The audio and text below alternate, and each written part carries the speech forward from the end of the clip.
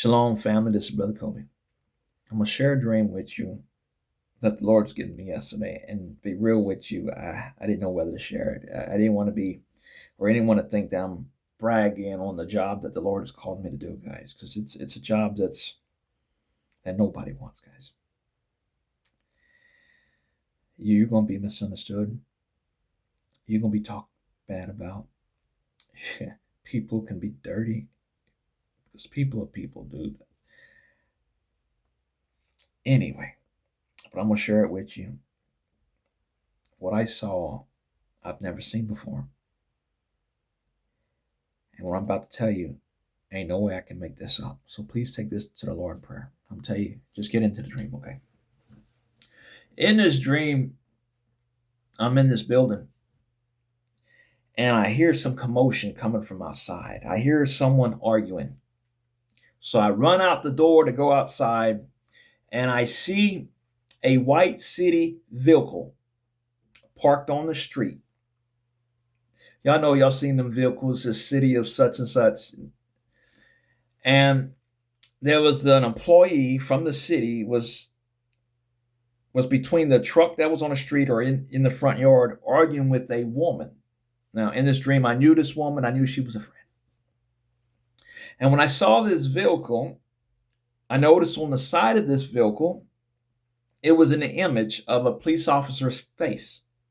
Just his face and with his hat on, his officer's hat. Now, I usually don't see cops with hats, but I guess ceremonial, they have the old-fashioned hat on. And his image, it was like live feed. There was no delay. It's moved. It spoke. Okay? Like it was real. AI, I don't know, guys. It saw me run out the building and come check up on the people arguing. And it knew I was maybe try to want to resolve it. This image spoke to me and says, I am monitoring their conversation very closely. And I'm hoping they stay somewhat civil. And then I did like this to the image, like me too. And this image spoke to me and says, thank you, Pastor. And that was the end of the dream. What?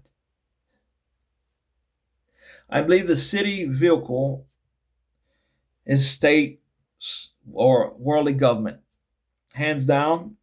And the woman's the church, and the government's watching you closely, monitoring. The government knows who the true church is.